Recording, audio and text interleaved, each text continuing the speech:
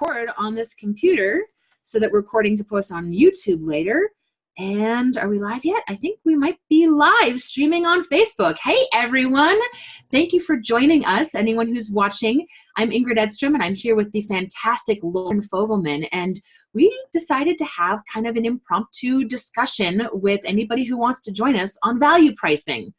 So this kind of started off because, Loren, you're planning on doing some classes coming up on value pricing, and we wanted to kind of get people started and get the discussion rolling. Do you want to tell us a little bit about what you've got coming up? Sure.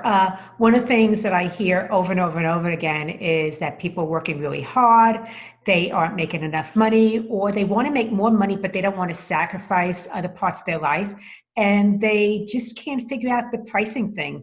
It really feels overwhelming. It creates a lot of anxiety and fear. So I basically took what I have been doing with my private coaching clients for years and have put it into a boot camp. The Ultimate Pricing Boot Camp is really for people who charge by the hour, the session, or the project, and they want to finally separate their fees from time. So if you've been thinking about that, you're wanting to raise your rates, you want to be able to get away from charging by the hour and really leading with your value, then the Ultimate Pricing Boot Camp is going to help you figure out who your ideal client is, what is that system that you follow to be able to help your clients get that result, how to be able to package and bundle your services together, which really separates you from selling your time, how to price it for value instead of time, and then where do you find those ideal clients at? I also know that we're really, really busy, Ingrid, and that a lot of times you get great information and then you don't have time to implement it. And because of that, with the pricing boot camp, what we're doing is during the sessions, they're all live. It's a little bit of teaching, answering your questions, and then we roll up our sleeves and we get the work done during those calls together. So it's implement as you go. And basically, if someone's interested, they are going and follow through on what we do. They will make their investment back before the program's even over. So it starts in February. It is a $1,000 investment, and the first 10 people that register for it get also a 30-minute private coaching session with me where I review their packages, their pricing, answer all those questions, and the URL, which I'm assuming you'll put in the notes, is businesssuccesssolution.com/pricing. Fantastic. That's super, super exciting. So our main focus today in this call is kind of starting the conversation and getting into some of those value pricing main pitfalls and confusions and things like that so that we can start opening up that discussion a little bit and seeing who might be interested in that pricing lab and who's got it kind of figured out on the DIY, because all of us have different needs and different values for those sorts of things. And with that, anyone is welcome to join this call on Zoom. We actually have an attendee with us on Zoom already, Darren Hopman. If you want to join us on the video on Zoom, we're happy to promote you to a panelist. Just send us a message in the chat. Otherwise, if you prefer to be just lurking in the background and chatting your questions to us, that's fine too. And I'll be keeping an eye on the questions that are getting posted in the Facebook Live as well. So we can have a discussion together, and anyone who wants to talk about value pricing is welcome to dive in and talk about value pricing with us. So I guess the best place to start, Loren, is maybe you and I can begin with our stories on how we got started with value pricing and the different roadblocks and things that we encountered with that. Do you want to start with where you begin with value pricing? Then I can kind of tell my value pricing origin story. Yeah, absolutely. I would say for me is that school prepared me to be really good at that thing that I do. I have all the skills to be able to help people get out of their own way, to achieve the things that they want. But when I really moved forward with my own business, what I realized is that my education prepared me to be employed by somebody else as opposed to being an entrepreneur. That's when I took a deep dive into figuring out how to price my services, how to have sales or enrolling consultations with people without being salesy, and then networking. Those were some like three really essential key elements to having a business that's profitable, as opposed to one where you're just being self-employed and maybe making as much and possibly even less than if I would have been working for somebody else. So that is what my journey was, is I had to get those skills on my own dime. And as a result of it, I decided that I wanted to have a business that supported my life instead of one that sucked the life out of me. Nice. Yeah, that's definitely an important thing, having a business that supports your life, not one that sucks the life out of you. I love that. And that was kind of similar for me. So for those of you who have not seen a video with me and Loren before, and maybe don't know a bit of our history and backstory as friends, Loren was my very first business coach. Years and years ago, I worked with Loren as one of her coaching clients. And one of the things that we were talking about at that time was value pricing. And I was super, super resistant at first to think about value pricing for my firm, Polymath. And the main reason for that is because I had convinced myself, I was locked in a limiting belief that value pricing was unethical. I thought, charging different rates for different clients didn't make any sense. And my brain was stuck in this hourly is the only fair way of doing it. And it wasn't until I saw Ron Baker speak at my very first Scaling New Heights conference in 2015 in New Orleans, hey to everyone who was there, that I started having that limiting belief broken apart. And some of the things that Ron talked about in that class really started to help me see that there is a difference between having things being equal and having them be equitable. Recognizing that there are different levels of, there's different things you're measuring, not just time in our client relationships. There's the different roles that we fulfill for our clients. There are, if you're an accounting professional like myself, back then I was doing a lot of the back end management accounting and compliance work on the bookkeeping side of things. But I was also doing a lot of consulting with my clients and offering business advisory services. And they were getting essentially coaching from me for data entry bookkeeper rates. And that was not effective. I was doing different services for these different clients, and I was not getting paid anywhere near what I was worth. And the different clients that could afford more, one of the things where I first set my rates, I wanted to be affordable for those itty bitty businesses that needed help and wanted to make myself accessible to them. But then as I grew more experienced, what I found is that there were larger and larger businesses trying to get my services at cheaper rates. And they saw somebody who could help them and that they wouldn't have to pay as much. And that is not effective. That's not fair to the small businesses. And it's not setting my value for those larger businesses. So after Scaling New Heights in 2015, I got home and I promptly started looking through my client list and figuring out which ones were going to be easy to transition to a fixed price package. So for me, setting fixed price packages for my clients was kind of a step between doing an hourly system and a value pricing system. So moving my clients from hourly to fixed, and then starting to have more valuable discussions with those clients and focusing on packages with them. For me, packages was kind of a stepping stone. And I know that a lot of the value pricing gurus talk about, having the 3 packages listed on your website, would you like we, not so we, or freaking huge in your package? And I have now moved away from the packages.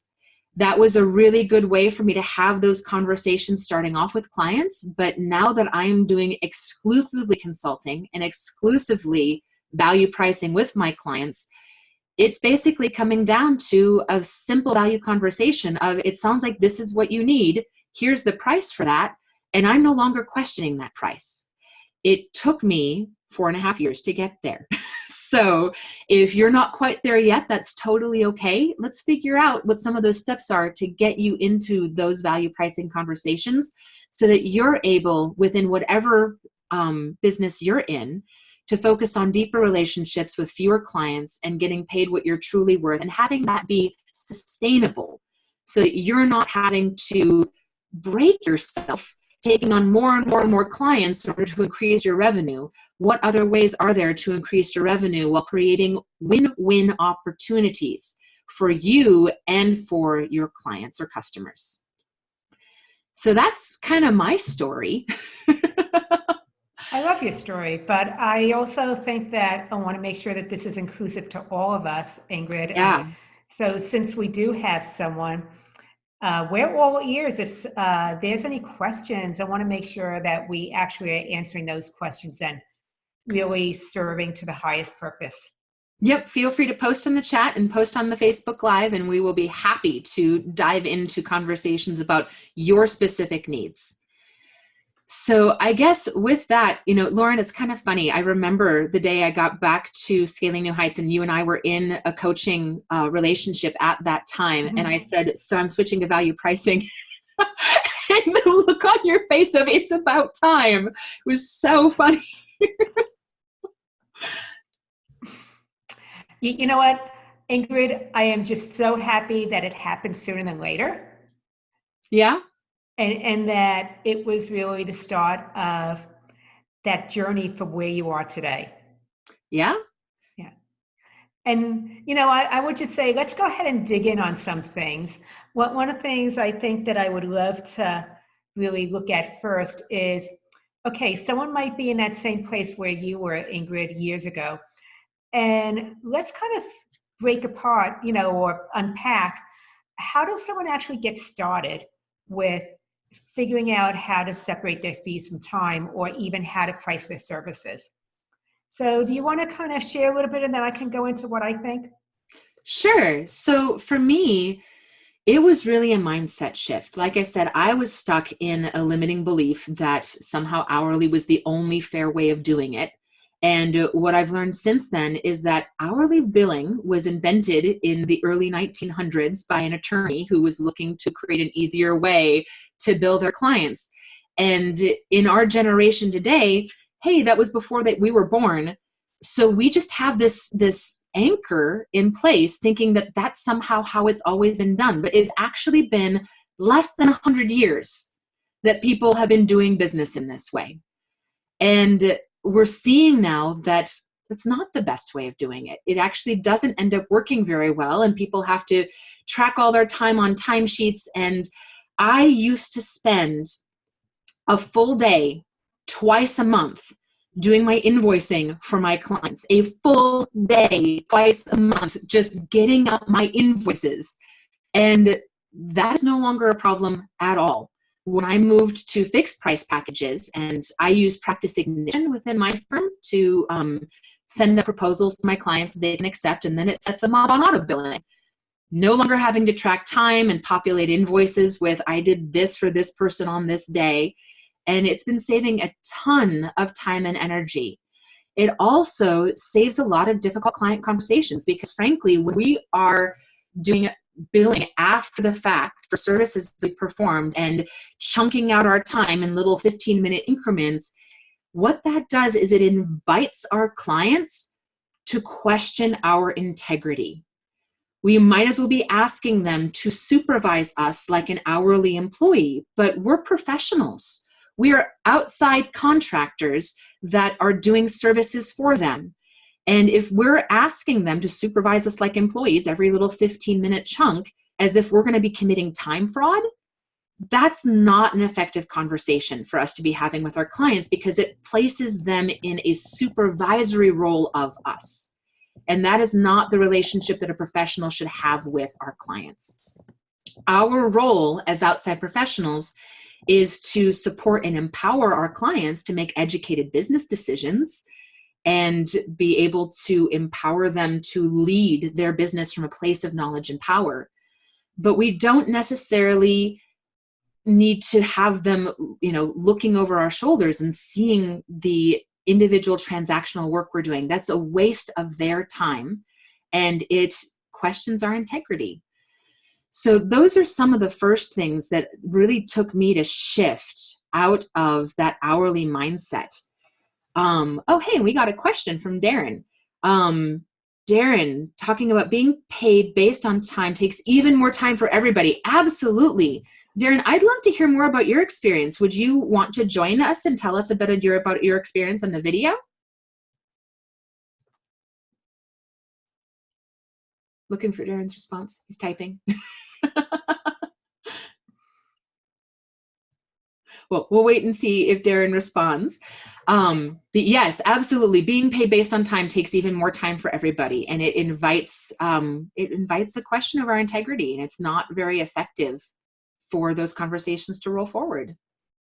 And I think that success happens from the inside out.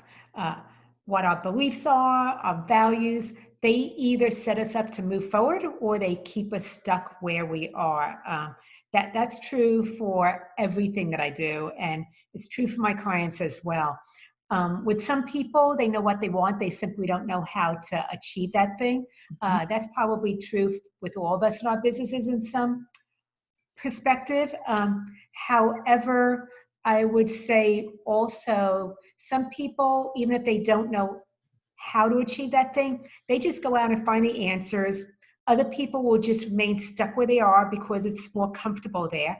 And then some people need some guidance or hand holding to be able to help them to slowly move forward in that direction of getting what they want. So when I look at how to price your services, I want to really look at who is your ideal client, figure out what is the way that you help your client achieve a result, outcome, benefit, because that's where your highest value is. Then we focus, like I said, on the packages. So I actually take my clients through these very steps to be able to do that. But as we're going through the steps of separating your fees from times, a lot of questions come up because, as you said earlier, people just think that charging by the hour is the only way to go, since that's how they probably have always received payment before. Most entrepreneurs come from being an employee first, so they either got paid by the hour or a salary. That means that they were paid or compensated for their time. And they simply take that into doing their business also, but that leaves a lot of money on the table when they approach it that way.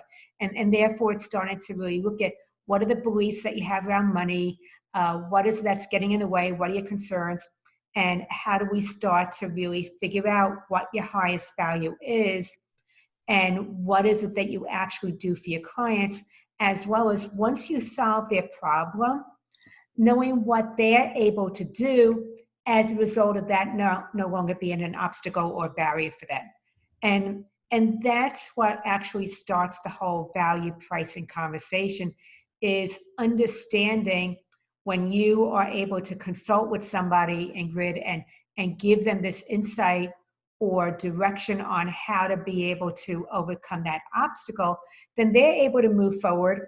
And as you commonly say, a rising tide raises all ships.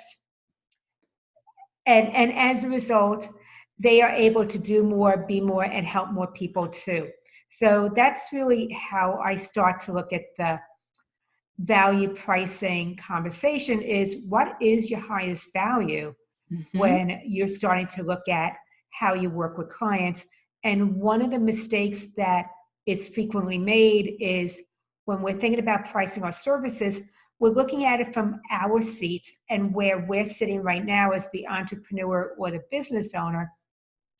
We tend to not think about where that potential client is and the seat that they're sitting in and how they value what we bring to the table. Oh, and yeah. when you start to shift that and get into their minds and their perspectives, then it really quickly changes the conversation about what you have to offer and what your highest value is. Yes, absolutely right. One of the ways that I like to think about that, one of the main conversations that I have with every client, and I have this conversation frequently, not just new clients I'm bringing on, but existing clients when we're looking at taking the next steps in our relationship. I always say to my clients, I want you to have the best fit for your needs, even if it's not with me. And what that means is I'm helping them to find that next step, whatever they're looking for, even if they don't end up engaging with me. My vision at Polymath is to make the world a better place built on a foundation of thriving small businesses. And that is not going to work if I'm not the best fit for my clients. And if they're not a good fit for me, we need to be a good fit communication-wise. So I need to know that my clients are going to follow through and do their homework, that they're going to show up to their own ball game because I can't play their game for them. And we also need to make sure that we're a good match as far as their specific needs. And as I have gotten more and more honed in my niche, so my specialty is in consulting with tours and activities companies and helping them with their seasonal cash flow planning and their workflow setup and integrations between their softwares, things like that, multi-currency and you know, the cash expenditures, making sure all of those things get tracked.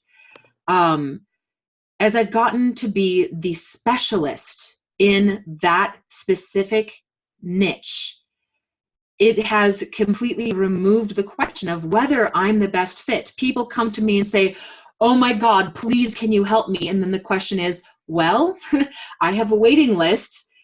Is your need on fire? Because if it is, I can try to direct you toward another resource to fulfill that need until I'm able to help you, because right now I'm full up.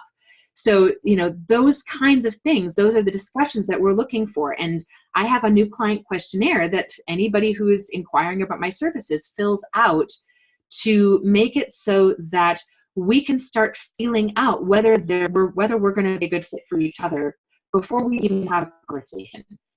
I know kind of ballpark how much top line revenue the company is making, what industry they're in, what their core pain points are, what has prevented them from tackling those core pain points before now.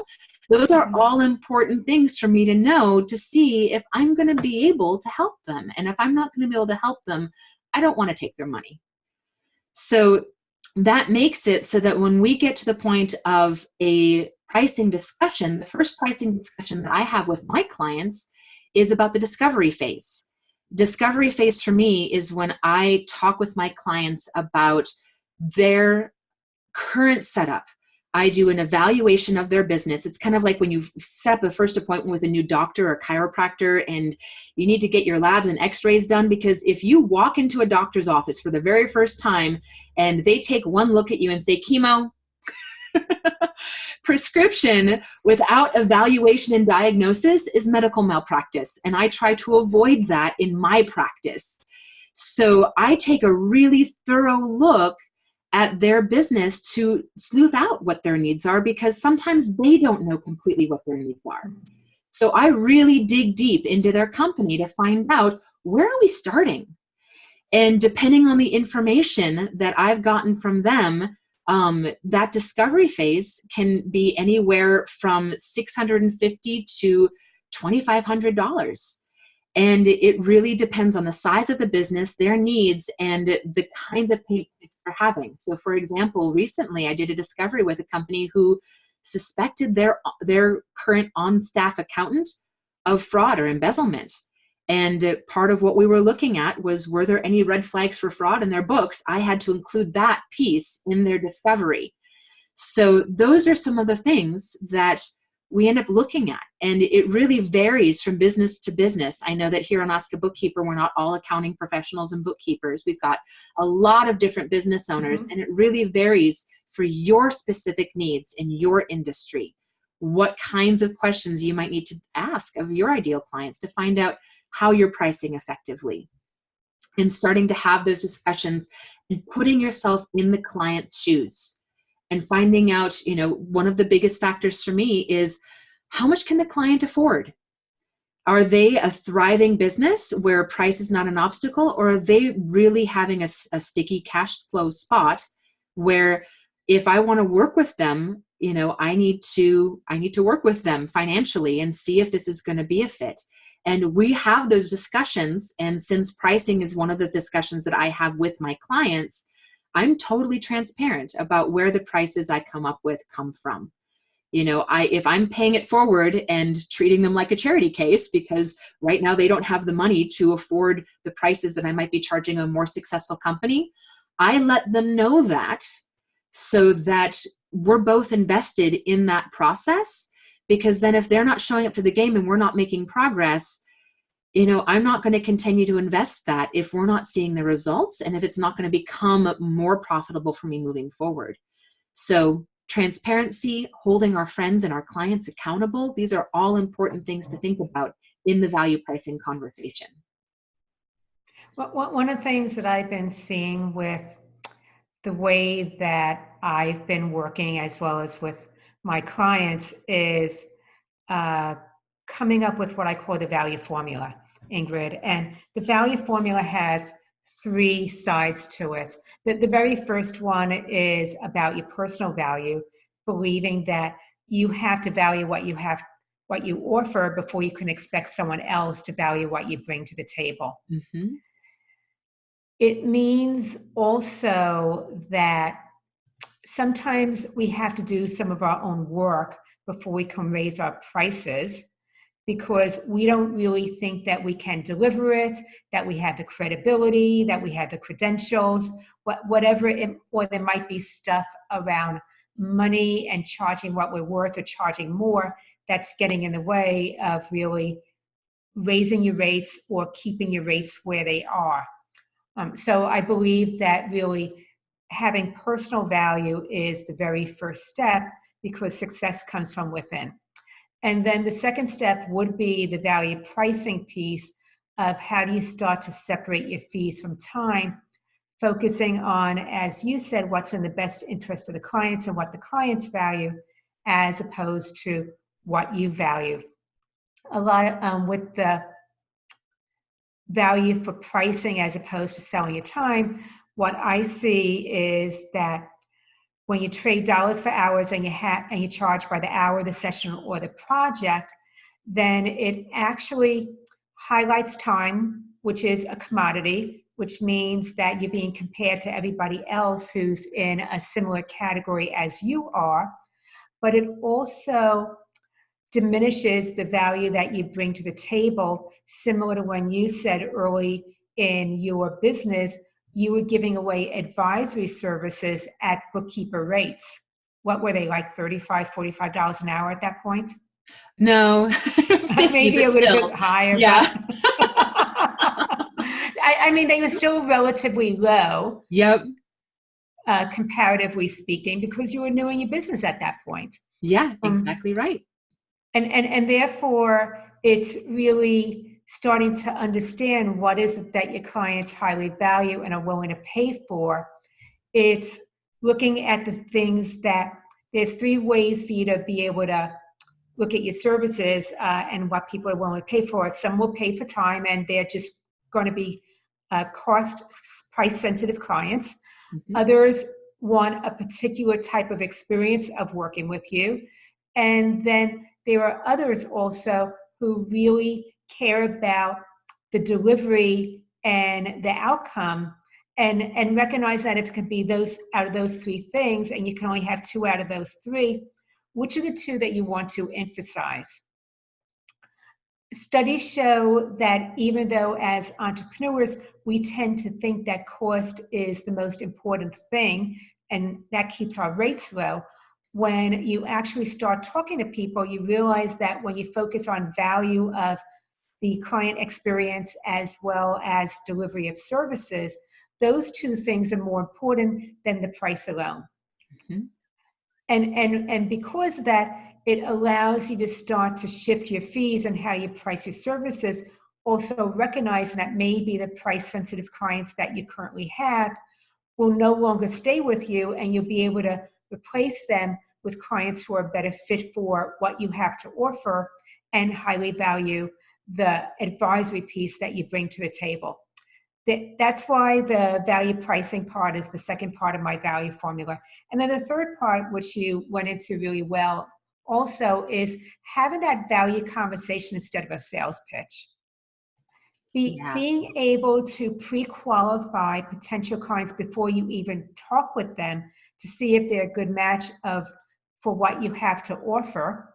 If they're not a good match, you're not obligated to have a conversation with them. You can give them a resource. You can point them in a different direction that might be a better fit. However, there's no obligation that you have to give them your time just because they're looking to speak with you. Then once you do get on a conversation with someone, is being able to ask great questions, which position you as a trusted advisor, letting them see that you really do understand what their problem is based upon the questions that they're asking. By asking those specific questions, they realize that you do have the potential to really help them solve that problem. It quickly establishes rapport, and it gives them trust that you are possibly the one to be able to solve their problem. Mm-hmm. And if people don't have that rapport and that trust with you, they're not going to give you their money. Well, or worse, they do, and then it turns out poorly. So one analogy that I have for that, a story that I like to tell is, if you walk into, say, your favorite coffee shop and want to order your favorite high-priced, fancy, tasty beverage, and you look at the menu and you're like, holy cannoli, my favorite high-priced, fancy beverage is $5.50. What? You have a couple of choices. You can go ahead and purchase said tasty beverage and drink it happily. You can say, you know what? I would rather have that money in my pocket right now, and I don't really need those calories anyway. I'm going to hold off and not get the tasty beverage right now. Or what some people do is they buy the tasty beverage and then they drink it angrily, resenting the tasty beverage for being $5.50. That is not making you happy. And this is where we get into the idea of a zero-sum game mindset. Zero-sum game is an idea in game theory. For anybody who wants to look up game theory and see a little bit more about this, is the idea that the winnings of one side have to be balanced out by the losses of the other. So in order for one side to win, the other side has to lose. And a lot of us, unfortunately, look at our monetary transactions in this way. Anytime we have to spend money, we resent the vendor rather than looking at that as an empowering experience where both sides get to win. We want to try to create win-win scenarios with our customers and clients. Anytime both sides comes away from that transaction saying, yeah, I got the better end of that deal, that means you did a really good job. I recently had a client that I'm in contract with for this month for over $5,000. This client recently told me that I, quote, walk on water. I'm thinking that they're really, really happy with my services from saying that. Mm-hmm. So I'm thinking that both of us are feeling like we're getting a pretty sweet deal here, working with each other. We're really enjoying this relationship. They're not batting an eyelash at the price. The work that I'm doing with them is big and important and very, very valuable to them, and they're thrilled. And those are the relationships that I want. I don't want to work with a client who's going to resent the money that they're spending on me. That is not a good fit.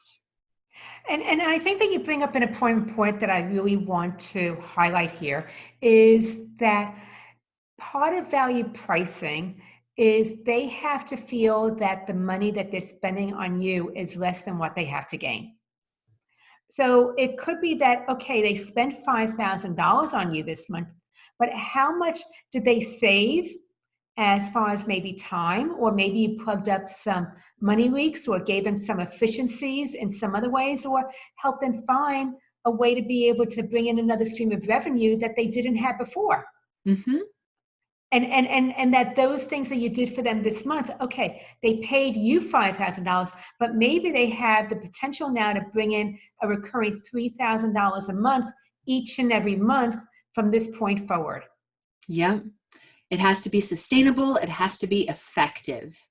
And Loren, speaking of stories and beverages, you've got a great story that I love it when you tell. Would you tell your story to our audience about water in the desert? Oh, the water? Yeah.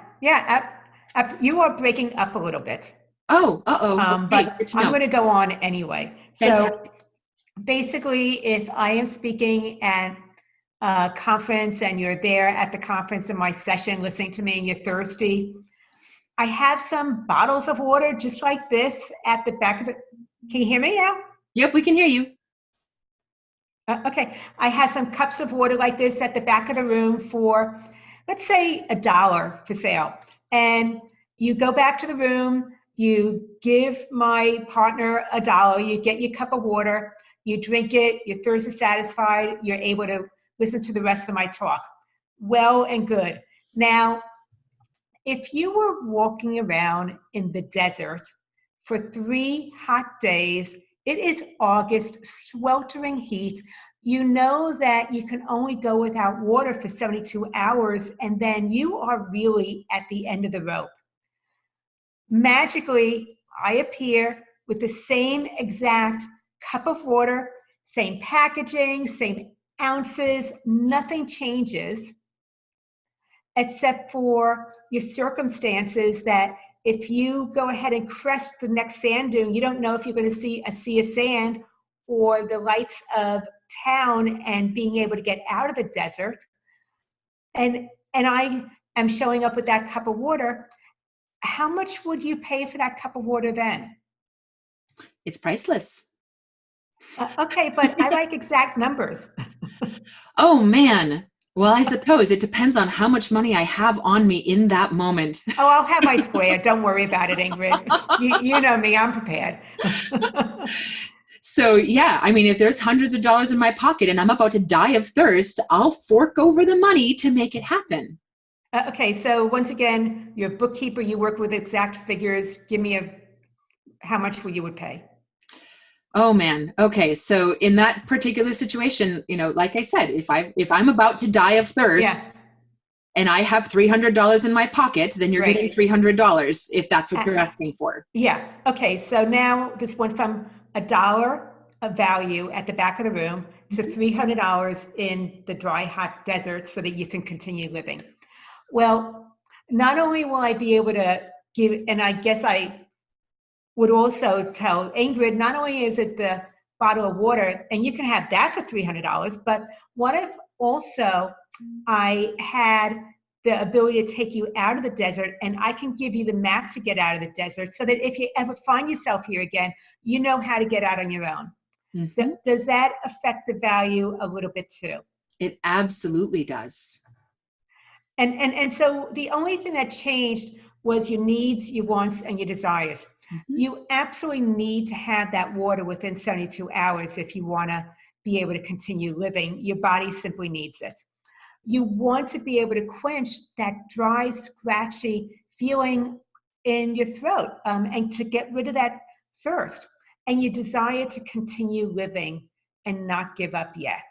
Mm-hmm. And those are the things that you want to find out from your potential clients is what are their needs, their wants, and their desires.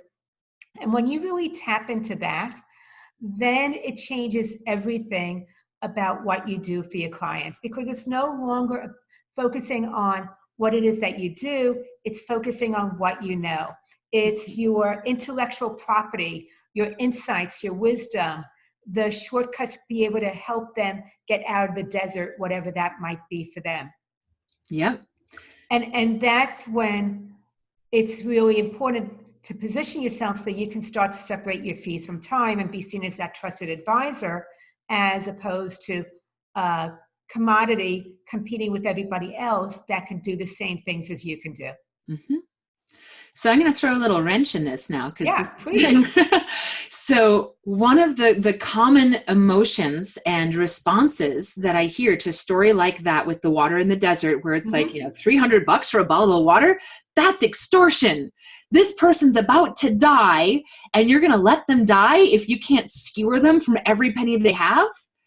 And that's where we really get into the value conversation that you're right. It's about needs, wants, and desires. Mm-hmm. Because if somebody is actually going to let you die of thirst in the desert and they're trying to extort every penny you have, it's not a fit. If that is the way that you're treating your clients, think again. That is a zero-sum game. Mm-hmm. That's not how we do business. And when my clients come to me with the equivalent of, up the creek without a paddle, about to die in the desert, their business is sunk and they don't know what to do or where to go, I always offer a free initial consultation where we talk about what the different options are. Are we a fit? If I'm not the best fit, I'll point them in the right direction. And I'm not charging for that conversation. I can give somebody, 20, 30, 45 minutes, an hour, whatever. And that feels good to me to be able to set them on the right path, whether I'm going to be performing services for them or not. I'm not going to let someone die in the desert. Period, end of story. Not going to happen. So when you are the water vendor in the desert, thinking about what makes it so that after that conversation, someone's going to want to buy your water. Well, first of all, you told me for you it was worth $300. I didn't tell you my price. You told me your price. Yeah. And I've had people tell me $10,000 or $1 million. And I didn't say, Ingrid, it's $1 million because you only offered me 300. I'm turning my back on you. So it was really about you. It was real. And I think that this is a really valid part of the conversation. It was really about you telling me what it was worth to you as opposed to what I thought it would be worth to you. Yeah. So having been in that position as a consumer, because I've had marketing professionals do that with me before, the tell me what it's worth to you. And I end up feeling like a fish out of water in those conversations. They make me really uncomfortable as a customer. I want the vendor to be leading that conversation, putting forward a price. I feel like that exhibits more confidence, more professionalism, and then I get to decide whether that price resonates with me. But if I have to come up with a price, but I don't know the ballpark that we're even playing in, and in the case of the water in the desert conversation, it's a hypothetical situation. I don't know how much money I have on me. I don't know if there's a price tag on the booth. Of course. If it says $10 bottle of water and I've got $300 in my pocket, I'm paying the 10. Totally. And I get that. However, this is more about just helping people understand an abstract concept, which is value, and being able to make it a little bit more tangible so that they could see that it wasn't really about what I valued regarding the water. It was about what you valued. And the value is connected to needs, wants, and desires. And that it's our job as a trusted advisor to determine how to help them get in touch with what their value is. Absolutely right. It's all totally relative. Value is what we decide it is for us and what our customer decides it is for them. And in the case of the accounting professionals on this call, recognizing that our customers are often looking to us to educate them about what might be reasonable. So helping them to determine some of those things can be really effective. So one of the things that I think you're bringing up and I want to put out there also is about how our brains work. Because you were saying that when you're talking to a marketer and they're telling you, tell me what you think that you ought to be paying. Well, the problem that comes with that is you don't have anything else to compare it to possibly. Right. Our brains need to be able to compare apples to apples because apples to oranges are really, really difficult. But we need to compare somehow in order to make a decision. When you're charging by the hour and you're focusing on what you do, that you do QuickBooks, you do reconciliations, you do reportings, you do 1099s, all of those things, then you're focused on the tactical aspects of your business. You're making yourself a commodity. Your potential client is now comparing your services of doing those things with other bookkeepers they've spoken with that do similar things. And now they're judging you based upon who has the better pricing or who they feel that they have a little bit more rapport with or trust with. Yeah. Well, in the case of the accounting profession also, they're comparing me and the consulting that I do to random bookkeeper on Fiverr. That's not apples and oranges. That's comparing peanuts to elephants. In your case, you're absolutely right, because I know what you deliver and the quality of your work, but someone that's coming to you doesn't know that yet. You know that, but they don't know it yet. Whereas when you shift over to the value pricing and looking at bundling your services together or packages, now it changes the comparison situation in their mind from your different price options, the different packages that you offer. And they're looking at, okay, now how do I want to work with you as opposed to if I want to work with you?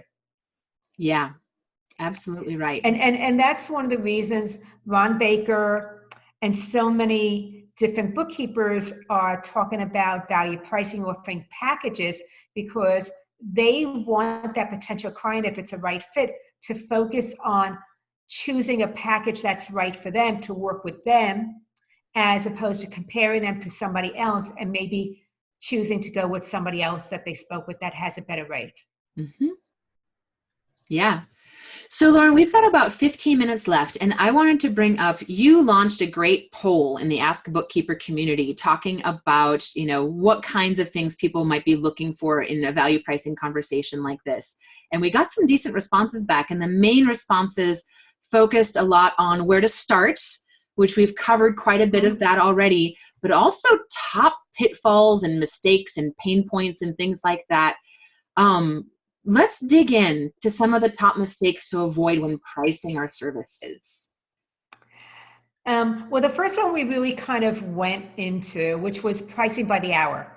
You've been working for somebody else, you're now self-employed, or you're opening up your own firm. You are charging by the hour because that's just what you've always done. I personally believe that charging by the hour is unfair to you as well as to your clients. The reason that it's unfair to you as well as your clients is for you is that it rewards inefficiency. It also diminishes your expertise and what you bring to the table. Even if you're new at being an entrepreneur, you have years of experience that allow you to help your clients achieve a certain result. The reason that it is unfair to your clients is because now they're always watching the clock and they want you to get the work done as fast as possible. Whereas for you to make more money, you want to take more time to be able to get it done, because you just make more money when it takes long to get it done. So it puts you at odds with your clients. That's the very first one. We touched upon it, and that's why I think it's unfair to you as well as your clients. Yeah. Do you want to touch on one that you think that resonates with people as far as what some of those mistakes are?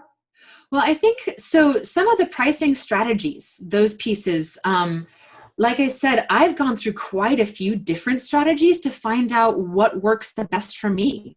And I've tried on strategies and tactics that are put out there by some of the big value pricing gurus, Ron Baker, Mark Wickersham, Egg Class. There's so many great ideas out there. Mm-hmm. And ultimately, we need to find the solution that works best for us. And it's taken me quite a while to try on several different strategies and trying on, like I said, the flat fee and then packages and just moving through different things to get to the point where I trust my own value and I'm able to now pretty easily and seamlessly put a price out there to a customer and they say, whew, yeah, okay, let's do it.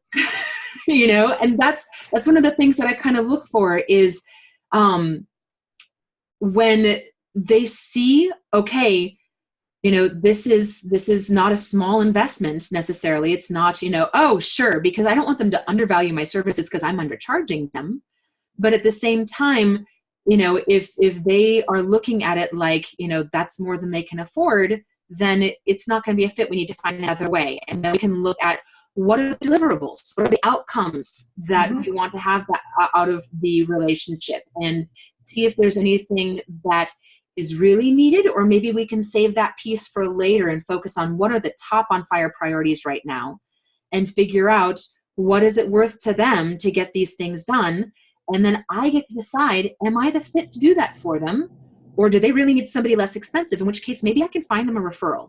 I'm not attached to the outcome of that conversation.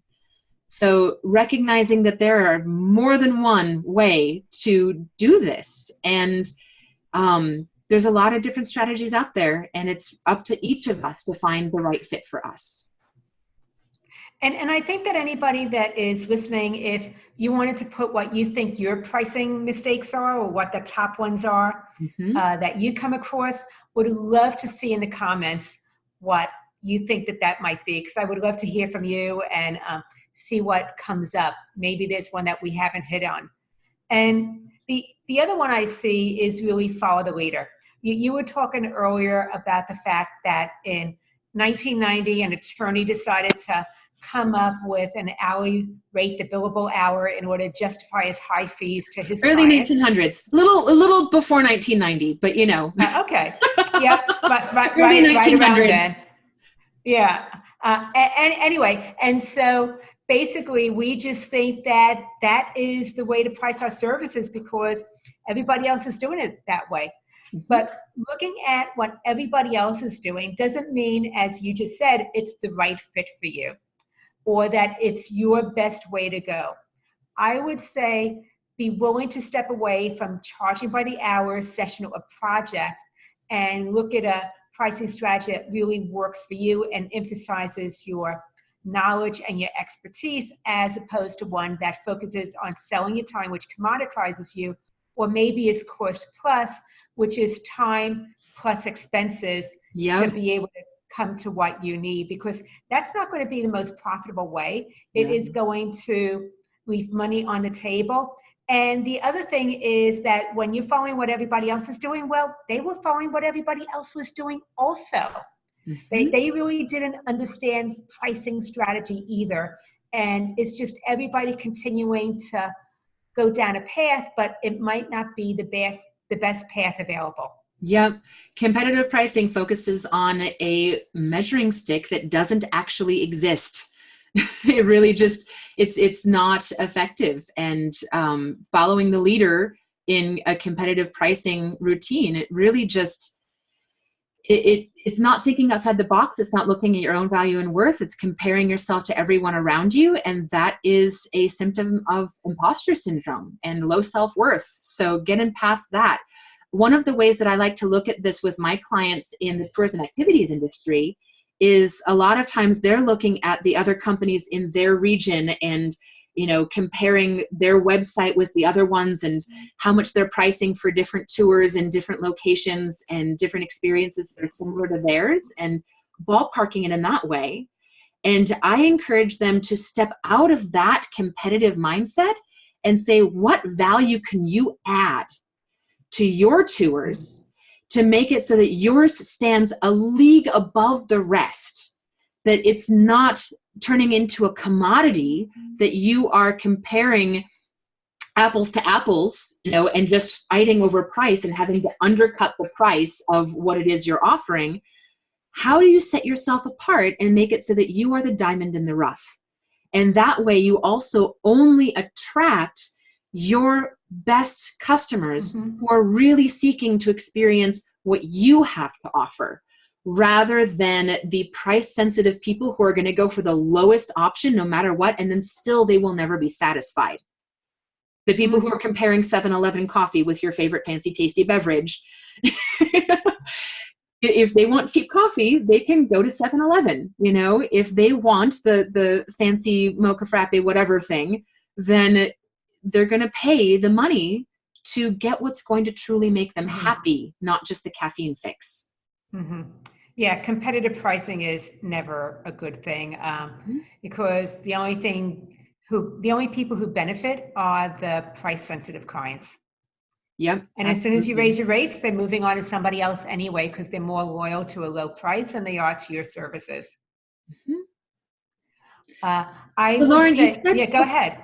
I was going to say, you said something earlier as far as when it comes to cost plus pricing and the idea of setting a set profit margin, and that we need to maintain this profit margin, and that is how a lot of companies, end up pricing their products, is to maintain margin. Well, if you end up getting the things that you need to create your product or service at a lower price, does that mean that you're going to lower the price that you had previously to make it so that your margin is maintained? Or would you get to experience a better profit margin? And on the same kind of token, along those lines, if you were to increase your price outside of that profit margin and offer something with it that doesn't actually cost you anything, something that is of value to the customer but not great cost to you, those are the kinds of things where we start to think outside the box and really looking at how can you increase your gross profit without increasing how much you're paying for your products, or hey, decrease how much you're paying for your products. And thinking about if you were to increase your prices and thus increase your gross profit margin, would your clients actually be upset? How many clients would actually leave in that scenario? And if those clients left you, would that actually hurt your business, or would the added profit end up making up for the small handful that leave? I just had that very conversation with a CPA about 2 hours ago before our call. Because it's tax season, and we were talking about taxes and pricing and so on and so forth. And I know what his rate is, and that a lot of times he actually undercharges because of the fact that he's doing the work. He doesn't value his time. He's looking at just being able to serve his clients, and that he does so many taxes over the course of tax season.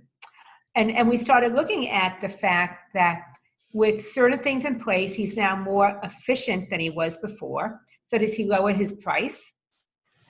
Or that there's some people that he hasn't given a price increase to for several years because he's afraid of losing them, and he feels that he has a good relationship with them. He likes them. And we started talking about efficiencies, and that his clients aren't looking at how much time he spends. They're staying with him because they have a great relationship with them. He knows their business very, very well. They trust him to do the work. That he is probably saving them on their taxes because of the fact that he is able to take some tax advantages that somebody new to their file wouldn't become aware of. And also that if they went to somebody else, they might pay less to get their taxes done, but they might end up with a higher tax bill. Yep. And we started looking at those different ways of how he's approaching working with them and pricing his services. And from being able to shift into that other perspective, looking at things from his client's point of view, he was then going to really think about, okay, even if I did a 10% overall increase with my clients and their taxes for this year, I might have those price sensitive ones not stay with me, but I'm going to make an additional $7,000 to $10,000 this tax season with even doing less work, which means less payroll than if I would stay at the same rates. So that's a really valid point. Yep, absolutely. And that reminds me, Loren, of my favorite Ron Baker quote, which is, our customers don't want to hear about the labor pains. They want to see the baby. It's so true. So with that, we have just a couple minutes left. And Loren, I would love it if you can one more time remind our audience, people watching this free webinar, if they're looking for deeper tools, more discussion, really wanting to get into how to revamp their business with value pricing and get a really good leg up. Will you tell us more about your upcoming class? Yes, the Ultimate Pricing Bootcamp is, if this is on your mind for a while, you've been wanting to figure out who your ideal client is, how to be able to package your services, be able to raise your rates without losing clients, and you've been thinking about it for a long, long time, but you just haven't done anything yet because you've been hesitant, you're not really sure where to start, then we're going to get it done. That is really what it comes down to, is rolling up our sleeves, we're getting the work done so that you don't have to think about it anymore. You now have it in place. And I'm going to handhold you. I'm going to answer all your questions. I'm going to give you some insights on figuring out your ideal client, how to be able to bundle services together, things you didn't know how to charge for that you did for free. We are now going to figure out how to put into your pricing. So you don't have to give away services for free any longer unless you absolutely choose to do it as a gift.